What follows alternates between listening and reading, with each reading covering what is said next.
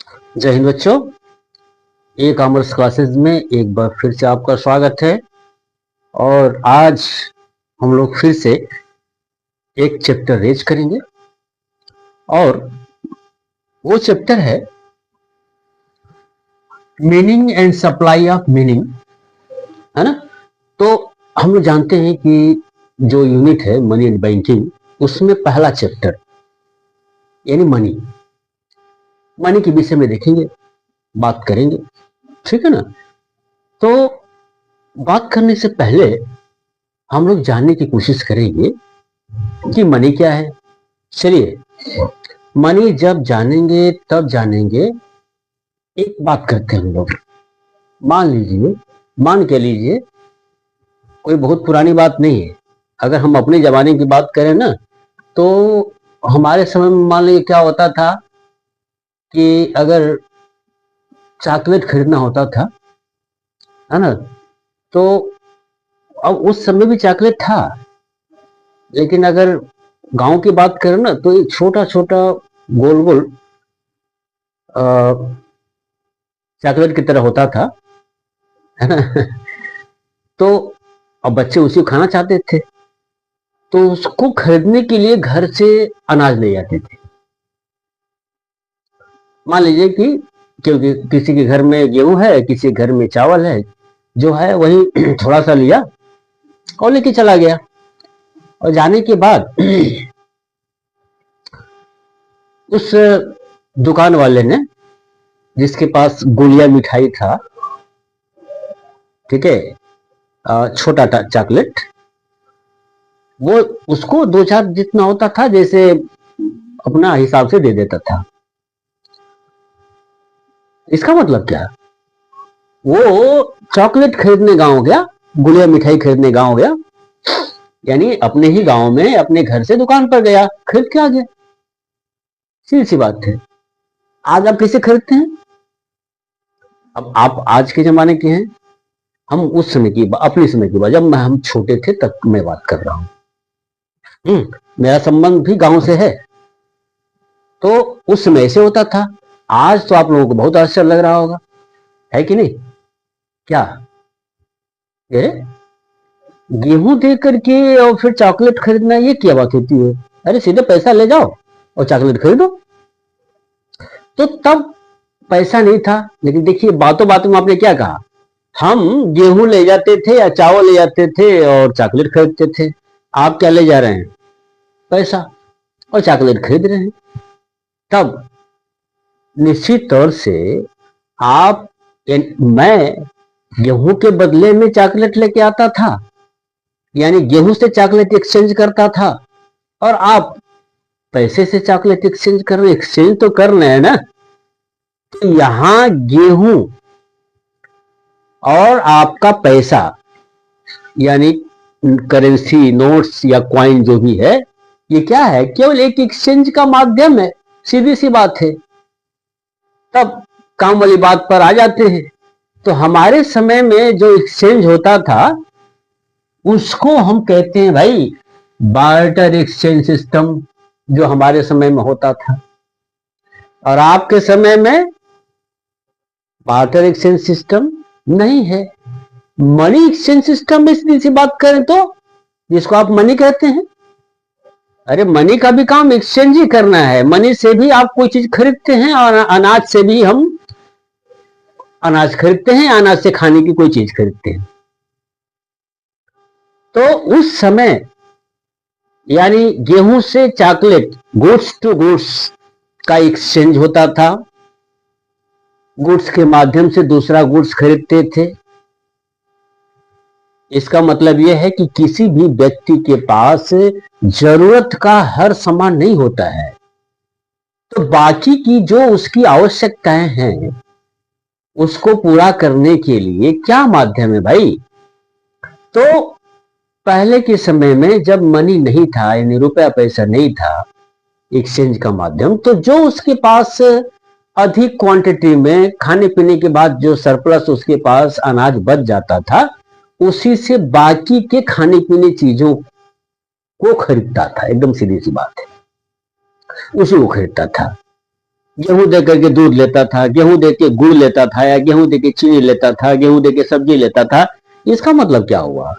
उसके पास मान लीजिए किसान है, गेहूं सरप्लस होता था, खाने के बाद जो बचता था उससे बाकी चीजें खरीदता था। तब इस सिस्टम को, यानी गुड्स टू गुड्स का एक्सचेंज होता था, को हम बार्टर एक्सचेंज सिस्टम कहते हैं। आप कह सकते हैं कि जब ऐसा था तो दिक्कत क्या थी, वही चलता। क्योंकि इस समय एक्सचेंज के मान उस समय तो गेहूं था तो गेहूं का कुछ मूल्य भी था भाई। आज जरा बताइए, आपका खुद वो कागज का टुकड़ा जिसको आप पैसा कहते हैं, उसकी खुद की क्या भाव है? खुद का कोई मूल्य है? नहीं। तो अब इससे तुलना करेंगे तो बेहतर कौन है? पहले जो सामान होता था, गेहूं चावल आपके पास रहता था, जिसके माध्यम से आप खरीदते थे। आप कोई सिक्का लेके जाते हैं, भले ही आप 20 का सिक्का लेके जाइए, उस सिक्के को खाली अगर उस पर यह नहीं लिखा हो कि इसका 20 रुपए का काम खरीद परचेजिंग पावर है, और ऐसे उसको मेटल के रूप में बेचेंगे, तो क्या 20 रुपए मिलेगा? हो सकता है 1 को रुपया नहीं मिले। तब तो वही ठीक था ना, क्योंकि उसका तो मूल्य कुछ था, अधिक था आज की तुलना में। तो आप कह सकते हैं कि फिर इसकी क्या जरूरत थी? तो वास्तव में थोड़े से बातों में हम इसको एक और जोड़ना चाहेंगे, आपके सिलेबस में तो नहीं है लेकिन जानकारी के लिए। और जानकारी क्या करता है? इंटरकनेक्टिविटी करता है, बहुत लंबे समय तक गहराई से दिमाग में रहता है। तो उस समय जो अनाज था ना, वो पेरिसेबल गुड्स था, इसकी कई समस्याएं होती थी। अब वर्तमान में मान लीजिए आपके पास गेहूं है तो आप उससे कुछ सामान खरीद लिए। अब फ्यूचर में अगर है तो गेहूं को कितने साल तक अपने पास रख सकते हैं, कितने महीनों तक, है ना? वो सड़ जाएगा, गल जाएगा, या उसमें कुछ कीड़े पड़ जाएंगे, पता चला कि उसकी क्वालिटी वैसे नहीं रही, या उसको लेके दुकान पर अब जाएंगे तो पता नहीं उस मूल्य के बराबर कुछ मिले या ना मिले, बल्कि नहीं मिलेगा। तब इस पेरिसेबल क्वालिटी की वजह से अब लोगों को बड़ी दिक्कतें होती थी, बहुत सी प्रॉब्लम होती थी। तो लोगों ने सोचा कि नहीं यार, कुछ और देखा जाए। ठीक है, तो फिर उसके बदले में जानवर का इस्तेमाल एक्सचेंज के रूप में करने लगे, फिर इसके बाद मेटल का इस्तेमाल करने लगे। धीरे धीरे ऐसे विकास होता गया, और फिर आज जो माध्यम है आपकी करेंसी, मॉडर्न युग का, वो आया जो चल रहा है। तो इस तरह से कुछ कठिनाई हुई, तब जाके विकास होता गया, इवोल्यूशन होता गया। किसका? एक्सचेंज का। तो क्या एक्सचेंज होना चाहिए जिससे कि आपकी आवश्यकताएं पूरी हो? इसका मतलब पहले अगर बार्टर सिस्टम था तो क्या परेशानी हुई कि आज हमें करेंसी की आवश्यकता पड़ी माध्यम के रूप में। देखते हैं। तब ऐसे ही इसी सिस्टम से आपका दूसरा टॉपिक बन जाता है, difficulties of barter exchange system. यानी उस समय अगर हम गेहूं के माध्यम से, चावल के माध्यम से बाकी के जो गुड्स थे, सामान थे, अगर वो खरीदते थे तो क्या कठिनाई होती थी। चलिए बात कर लेते हैं कुछ महत्वपूर्ण कठिनाइयों का। उसमें से पहली जो कठिनाई है आपका, देखिए, लैक ऑफ डबल को इंसिडेंस ऑफ वांट्स। एकदम सीधी सी बात करें, देखिए सीधी सी बात करें तो मैंने जो एग्जांपल आपको दिया था, क्या कि अगर मान लीजिए कि मेरे पास गेहूं सरप्लस मात्रा में है, मैं ए हूं, ठीक है ना, और मैं बी यानी दुकानदार के पास गया और चॉकलेट खरीदने की मेरी इच्छा हुई, तो उस गेहूं को लेकर के मैंने बी के पास गया। बी को भी यदि गेहूं की आवश्यकता रही होगी तो आराम से मेरा गेहूं लेकर के, और मुझे जिस आवश्यकता है, मेरी क्या आवश्यकता थी, चॉकलेट वो दे देगा, तब तो काम हो गया, क्योंकि दोनों की आवश्यकताएं मिल गई, तब तो काम आसानी से हो गया भाई। लेकिन मान लीजिए कि बी को चॉकलेट नहीं चाहिए, बी को मान लीजिए सब्जी चाहिए या चावल चाहिए, तो ऐसे कंडीशन में क्या मेरा वो गेहूं लेगा? कतई नहीं लेगा। क्यों भाई, क्या दिक्कत होगी यहां पर? यहां पर अब एक्सचेंज नहीं हो सकता है दोनों के बीच में। अब यहां पर व्हीट और चॉकलेट के थ्रू एक्सचेंज संभव नहीं है। क्यों? क्योंकि एक दूसरे की आवश्यकता है, ए और बी की आवश्यकता अलग अलग हो गई, मिली नहीं। और अगर ना मिले तो एक्सचेंज नहीं हो सकता है। इसे ही कहते हैं क्या? लैक ऑफ डबल को इंसिडेंस ऑफ वांट्स। आवश्यकताओं का आपस में मिलन की समस्या आ सकती है, ना मिले तो एक्सचेंज नहीं होगा एकदम। और एक बात कहना चाहेंगे एकदम बहुत प्यार से, सीधे सीधे भाषा में साफ साफ चीजें आप एकदम बताइए, लिखिए। कुछ भी इसको डेकोरेट करने की, अरेंजमेंट करने की आवश्यकता नहीं, क्योंकि जो पूछता है वो आप बताइए और किसी भी सूरत में आपको फुल मार्क्स मिलेगा। क्यों मिलेगा? क्योंकि आप बिल्कुल सही ढंग से जो वो चाहता है वो आप दे दे रहे हैं। चलिए आगे, पहली समस्या आपको समझ में आ गई? ठीक है। मान लीजिए कुछ समय के लिए भाई ए और बी दोनों की आवश्यकताएं मिल जा रही हैं और एक्सचेंज हो जा रहा है, जैसा कि मैंने शुरुआत में बताया था। अब इसके बाद देखिए तो एक समस्या आ सकती है। क्या समस्या आ सकती है ये बताइए कि ए बी को कितना गेहूं देगा क्वांटिटी में, और बी कितनी क्वांटिटी चॉकलेट का ए का देगा। क्या यह तय हो सकता है उस समय? आप कह सकते हैं एकदम ही सर, ये कौन सा, मान लीजिए कि एक ढंग से अगर 5 किलो गेहूं लेके गया और उसके बदले में वो 2 चॉकलेट देगा कि 3 चॉकलेट देगा कि 4 कैसे तय होगा? एकदम आप सही है, बिल्कुल सही सोच रहे, एकदम नहीं तय होगा। क्यों? अरे तय होगा जब उनका मूल्य मालूम होगा तब ना भाई। और किसी भी वस्तु का मूल्यांकन कैसे होता है? कोई कॉमन चीज होगा तब ना। आज जैसे आराम से कह सकते हैं क्या भैया ये मार्कर कितने का?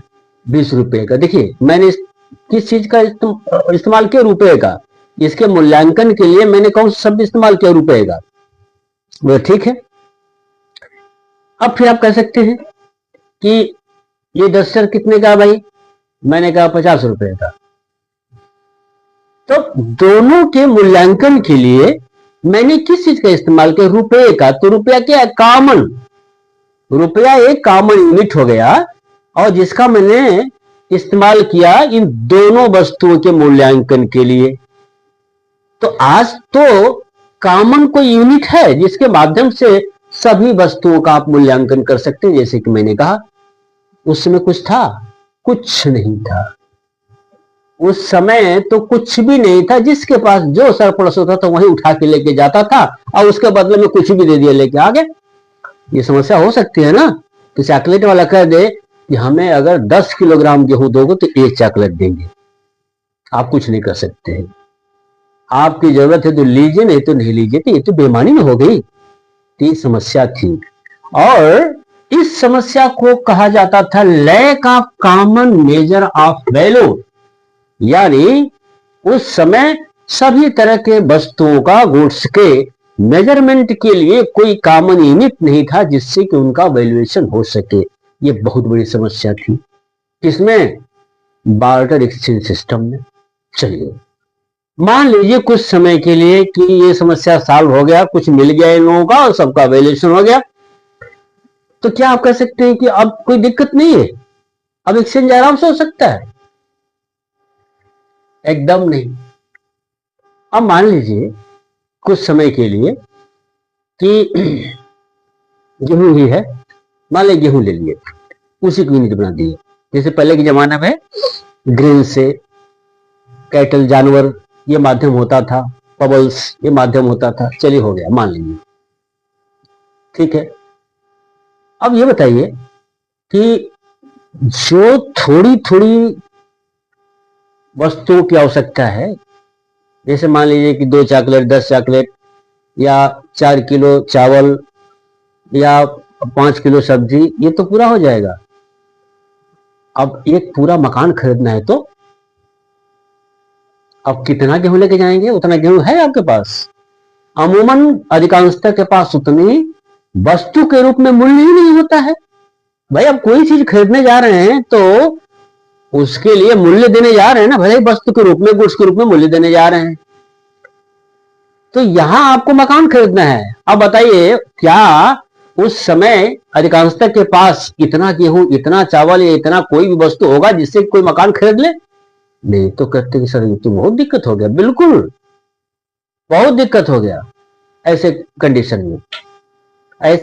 में बहुत दिक्कत हो गया। और साथ ही साथ मान लीजिए कि इस दिक्कत को पूरा करने के लिए आप ये कहें कि सर एक काम तो हो सकता है, अधिकांशतः लोगों से हम उधार ले सकते हैं गेहूं और फिर बाद में उनको हम दे देंगे।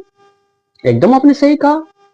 चलिए आप किसी से गेहूं उधार ले ली कि भैया हमें थोड़ा इतना गेहूं दे दो, हमें मकान लेना है।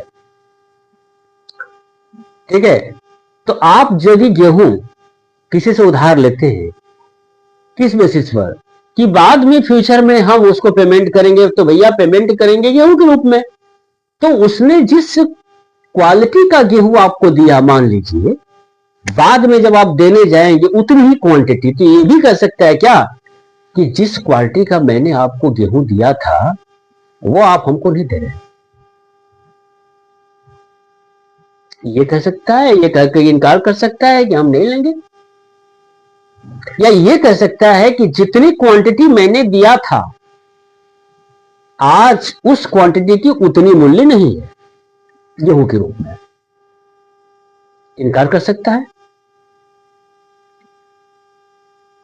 और आप कुछ नहीं कर सकते हैं, एकदम तय है। तो ऐसे कंडीशन में फ्यूचर का कुछ भी पेमेंट अगर होगा, कर्ज लेते हैं किसी से और उसको फिर वस्तु के रूप में, गेहूं के रूप में पे करने चाहेंगे तो ये समस्या आ जाएगी।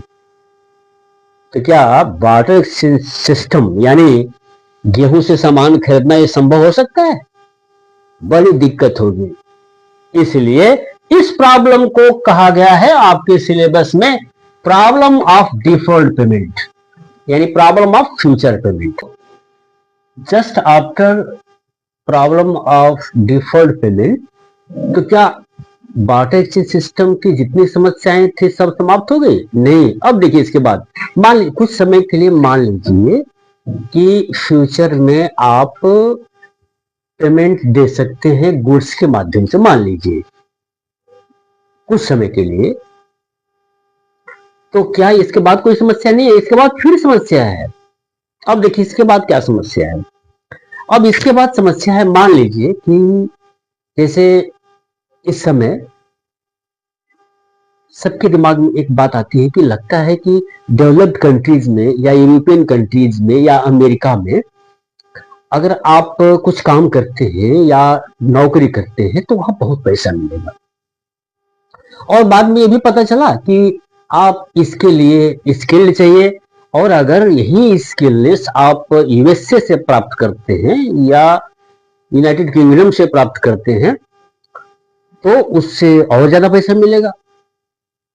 और आपने अपना इच्छा व्यक्त की अपने पिताजी से कि हम यूएसए में पढ़ना चाहते हैं, यूएसए में एक ट्रेनिंग लेना चाहते हैं या कोई स्किल सीखना चाहते हैं।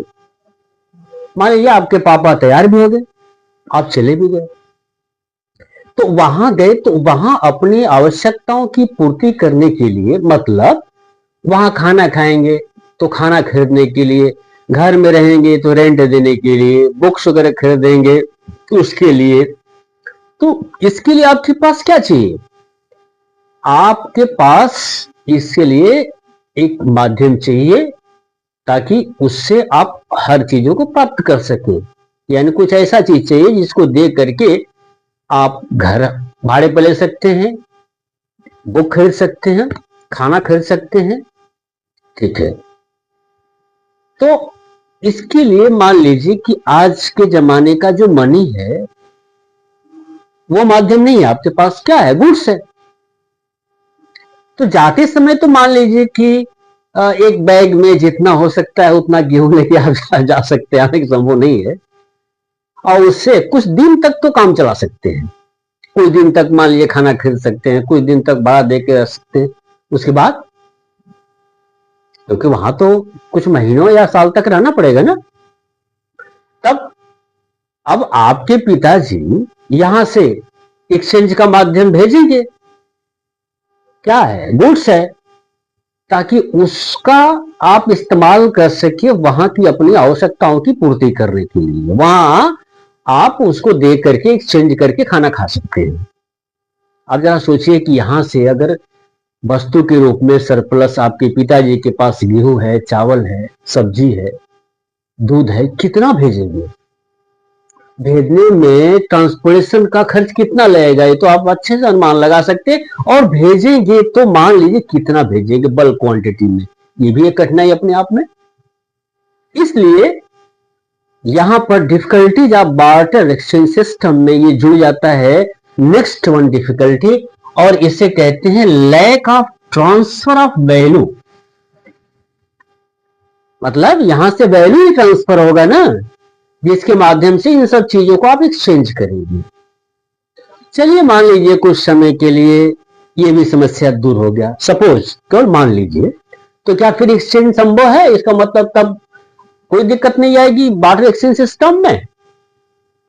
नहीं, अभी भी समस्या है। अब क्या समस्या है?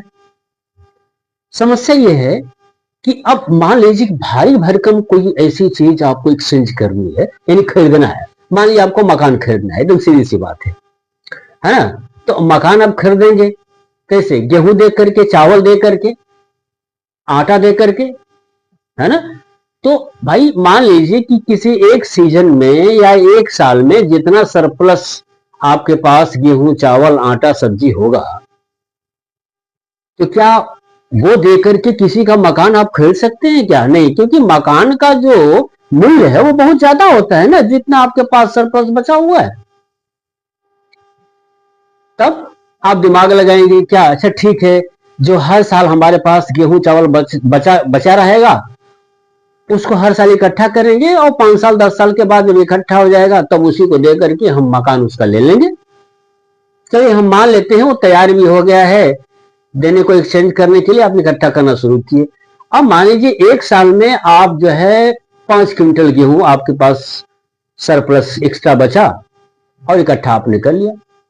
ऐसे 5-5 क्विंटल आप 10 साल तक इकट्ठा करेंगे, तो पहला साल जो 5 क्विंटल गेहूं आपने इकट्ठा किया, 5 साल के बाद में वही गेहूं जो 5 साल पहले आपने इकट्ठा किया था, क्या उसी रूप में बचा रहेगा?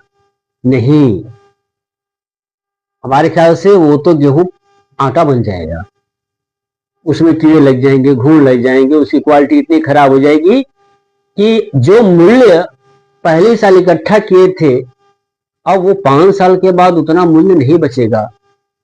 क्योंकि गुड्स का एक स्वभाव ही होता है क्या, समय बीतने के साथ साथ उसमें डिटोरिएशन होता है, यानी उसकी मूल्य कम होती है। तब हर साल इकट्ठा करने के बावजूद भी आप तय नहीं कर सकते हैं कि उतना मूल्य कुछ पीरियड के बाद बचा रहेगा। तब तो अनिश्चित हो गया ना कि 5 साल 10 साल तक वस्तु के रूप में आप वैल्यू इकट्ठा करें, वही वैल्यू मिले, ये जरूरी नहीं है। तब इसीलिए आपका नेक्स्ट वन प्रॉब्लम आ जाता है किसमें? बार्टर एक्सचेंज सिस्टम में भाई, और उसे कहते हैं lack of storage of value. अब कुछ समय के लिए मान लीजिए कि चलिए ये भी समस्या मान लीजिए कि दूर हो गया, हम स्टोर कर सकते हैं, मान लीजिए, तो क्या फिर समस्या सॉल्व हो गया? अब कोई बार्टर एक्सचेंज सिस्टम में कोई समस्या नहीं आएगी? है समस्या। अब क्या समस्या है भाई? अब देखिए, मान लीजिए कि कुछ समय के लिए कि आपके पास वस्तु के रूप में कोई जानवर है, यानी काऊ है, जो सरप्लस है आपके पास, और आप काऊ देख करके चॉकलेट खरीदना चाहते हैं। चलिए ठीक है भाई, आप दुकान पर गए, काऊ लेके गए और उसने कहा ठीक है, एक चॉकलेट देंगे, एक गाय दे दो। क्या आप दे देंगे? या सोचिए, कल्पना करिए, आप कहेंगे बिल्कुल नहीं, ये कहां संभव है, मेरी गाय इतनी बड़ी है, तुम्हारा चॉकलेट इतना छोटा है, तो ये तो नहीं कहेंगे कि देखो भाई गाय का एक टांग आपको काट के दे देंगे। ये संभव है? बिल्कुल संभव नहीं है। इसका मतलब क्या कि ऐसे वस्तु, ऐसे गुड्स, ठीक है, जिनको डिवाइड करना संभव नहीं है और उनके माध्यम से छोटी सी चीज का एक्सचेंज करना चाहें, तब ऐसे में किस अनुपात से एक्सचेंज करेंगे? ये बिल्कुल संभव नहीं है। इसका मतलब क्या कि वस्तु का डिवीजन करना संभव नहीं है जिसके थ्रू आप एक्सचेंज कर सकें। इसीलिए आपके पास ये प्रॉब्लम एक आ गया। कौन सा प्रॉब्लम? यानी लैक ऑफ डिविजिबिलिटी, यानी कुछ ऐसी वस्तु होती हैं, गुड्स होते हैं, जिनका डिवीजन करना संभव नहीं है। अब तक के मान लीजिए आपके सिलेबस में इतना ही कठिनाइयां हैं, किसमें? बार्टर एक्सचेंज सिस्टम में। और इससे पता क्या चला? इससे पता ये चला कि वास्तव में कि बार्टर एक्सचेंज सिस्टम में जो गुड्स है, एक्सचेंज का माध्यम, इसमें बड़ी कठिनाई है और इसके माध्यम से वास्तव में सबकी आवश्यकताओं की पूर्ति बिल्कुल अच्छे से संभव नहीं है।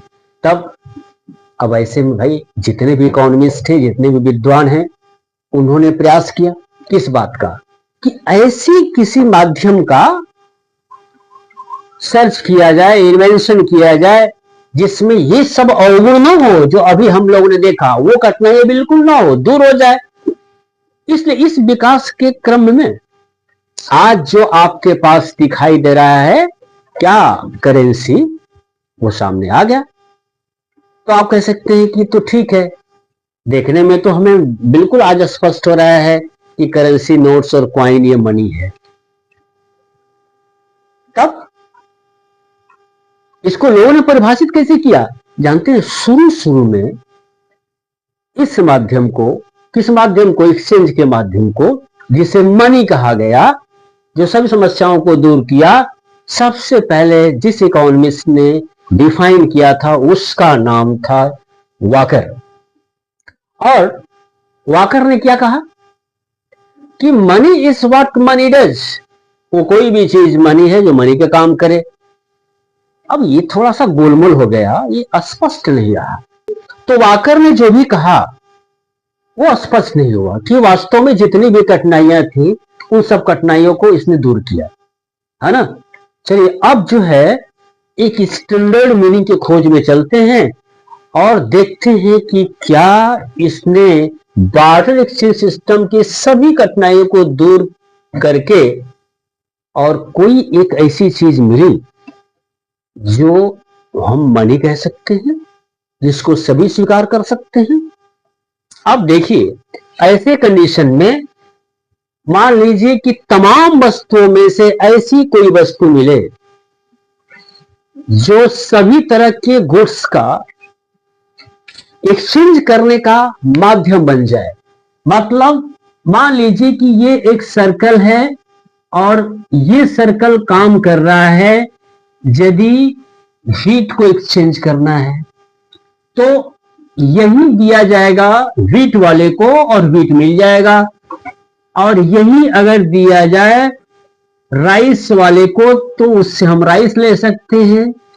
यही दिया जाए अगर शू वाले को तो हम यानी जूता ले सकते हैं, ठीक है। यही दिया जाए अगर मिल्क वाले को तो इससे हम मिल्क ले सकते हैं, और यही दिया जाए वेजिटेबल वाले को तो हम वेजिटेबल ले सकते हैं।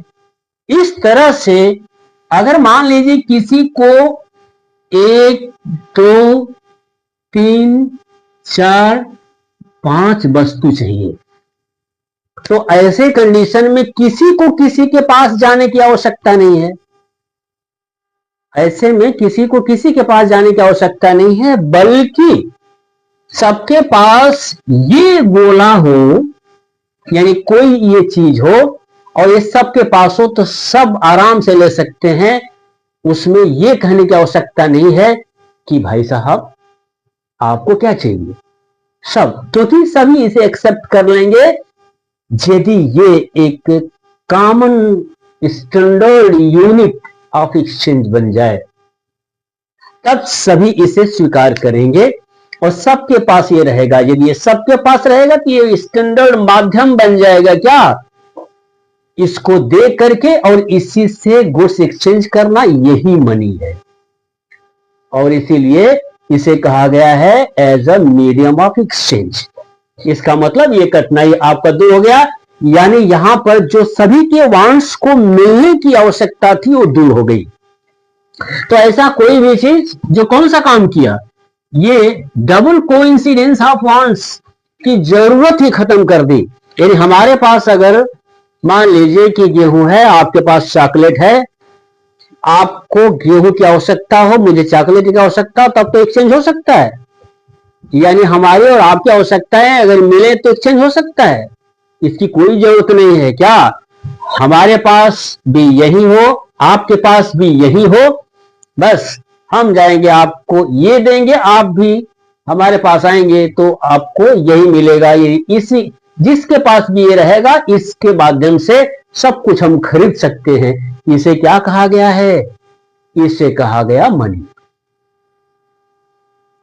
अब ये समस्या दूर हो गई, ठीक है, किसके through, as a medium of exchange के थ्रू। अब सवाल है कि किस अनुपात में, कोई अनुपात की आवश्यकता नहीं है, क्योंकि यही तय करेगा सबका प्रोपोर्शन, सबका अनुपात। मतलब मान लीजिए कि ये एक सिक्का है छोटा सा, और मैंने आपको 2 सिक्का दिया और आपने इसके बदले में 1 किलोग्राम व्हीट दिए। इसका मतलब क्या कि मूल्यांकन इस सिक्के ने कर दिया क्या कि आपका 1 किलोग्राम यहां 2 सिक्के के बराबर है। इसी तरह से प्राइस का भी मूल्यांकन कर दिया। क्या किया कि 1 सिक्का देंगे और इसमें आप हमें देंगे क्या, 1 किलोग्राम राइस देंगे। तो इसका मतलब क्या हो गया, यही जो एक ऐसी चीज कॉमन है जिसके माध्यम से हम सबका अनुपात तय कर सकते हैं कि ये 1 सिक्का देंगे तो 2 किलो गेहूं मिलेगा, और यही 1 सिक्का देंगे तो 1 किलो चावल मिलेगा। इसका मतलब क्या कि गेहूं और चावल का जो मूल्य है, इसका मूल्यांकन, वैल्यूएशन इसके माध्यम से, इस यूनिट के माध्यम से आराम से हो सकता है। आपस में इसके अनुपात जानने की कोई आवश्यकता नहीं, जो कि पहले एक समस्या था कि कितना गेहूं के बदले में कितना चॉकलेट हम एक्सचेंज करेंगे। यह समस्या दूर होगा। क्यों, क्योंकि सभी गुड्स की वैल्यू का मूल्यांकन करने के लिए एक कॉमन यूनिट हो गया जिसे हम मनी कहते हैं, और इस चीज को सबने स्वीकार कर लिया। मेजरमेंट इसी के माध्यम से सबका हो गया। तब इसी समस्या को दूर करके ही ये बन गया क्या, as a measure of value, common unit बन गया। अब सवाल यह था कि फ्यूचर में पेमेंट करने के लिए, मान लिया आपने कर्ज लिया है गेहूं के रूप में, तो भैया हमें गेहूं कुछ उधार दे दो, आपको बाद में दे देंगे। ये हम बात किए थे ना। चलिए भाई, गेहूं वाले ने आपको गेहूं दे दिया, ठीक है, आपको गेहूं मिल गया। अब 6 महीने बाद, साल भर बाद, 2 साल बाद आप लौटाएंगे। जैसे लौटाने आते हो, कहता है नहीं, हमने जैसा गेहूं दिया था वैसा तो आपने दिया नहीं, हमने मोटा मोटा गेहूं दिया था, आप पतला पतला दे दिए। ये हो सकता है कि नहीं हो सकता है, बिल्कुल हो सकता है। तब क्या करेंगे, इसका मतलब वो क्वालिटी का बहाना लेकर के इनकार कर सकता है जब आप रीपेमेंट करने जाएंगे। इसीलिए ऐसी समस्याओं को दूर करने के लिए यहां पर स्पष्ट है, कोई एक ऐसा यूनिट बन जाए जिसका वैल्यू की कमी या बेसी को लेकर के कोई झंझट न रहने पाए, कॉमनली सब लोग एक्सेप्ट कर ले। वो कौन है, मनी। इसका मतलब क्या है कि वो गोल सिक्का आज भी वैसे ही रहेगा, और 5 साल बाद वो गोल का गोल उसी तरह से उतना ही थिकनेस में रहेगा, वो चेंज नहीं होगा। तो कोई नहीं कह सकता है कि पहले मोटा था और पतला हो गया। तब अगर वो मिल जाए, किसके लिए, फ्यूचर में पेमेंट करने के लिए, तो सभी स्वीकार करेंगे। तब वस्तु के रूप में जो समस्या थी ना क्वालिटी को लेकर के, वो सब दूर हो गई। तब काम किया किस रूप में, as a standard of deferred payment. अब समस्या था क्या कि वैल्यू को हम स्टोर करना चाहें गुड्स के रूप में, गेहूं के रूप में, चावल के रूप में। तब समस्या थी ना क्या कि भाई कुछ साल के बाद वो नष्ट हो जाएगा, या उसकी उतनी वैल्यू नहीं बचेगी। चलिए, उसकी जगह पर ऐसी कोई बढ़िया धातु, ऐसी कोई बढ़िया चीज, जैसे आज पैसा है, मनी है, रखे रहेंगे, क्या वो नष्ट होगा? नहीं नष्ट होगा। अब वो मान लीजिए एक सिक्का है, वो ऐसे ही रह जाएगा, उसमें कोई कमी नहीं हो पाएगी।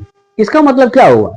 इसका मतलब स्पष्ट हुआ है कि ऐसी कोई वस्तु जो निश्चित तौर से वैल्यू के रूप में 2 साल 3 साल 10 साल तक इकट्ठा रखे, वो जैसे के तैसे बने रहे, तो कोई कहेगा कि नहीं इसे स्वीकार नहीं करेंगे? सभी स्वीकार कर लेंगे। और कोई कह सकता है कि नहीं इसकी वैल्यू कम हो गई? नहीं। तब इस रूप में हम जिस चीज को इकट्ठा कर सकते हैं जो नष्ट न होने पाए, बहुत लंबे समय तक चले, यानी वो मनी के रूप में काम करेगा। अगर मनी है तो उसको हम स्टोर कर सकते हैं आराम से। इसीलिए ऐसे वस्तु को, ठीक है, जो तुरंत नष्ट न होने पाए, उसे मनी कह दिया गया है। इस तरह से जितनी यहां पर बार्टर एक्सचेंज सिस्टम में समस्याएं थी, उन समस्याओं को दूर करने वाला कोई भी चीज को मनी कहा गया है। तब यहां देखिए क्या कहा गया है कि anything which works as a medium of exchange, as a measure of value, as a standard of deferred payment and as a storage of value will be called money. अब हमारे ख्याल से मनी की मीनिंग आपको समझ में आ गया है। आगे हम अभी फंक्शन बाकी है, उसको हम बताएंगे और डिटेल में। अब इसको अच्छे से आप याद करने की कोशिश करिए, केवल सुन करके, और निश्चिंत रहिए, टेंशन फ्री रहिए। धन्यवाद।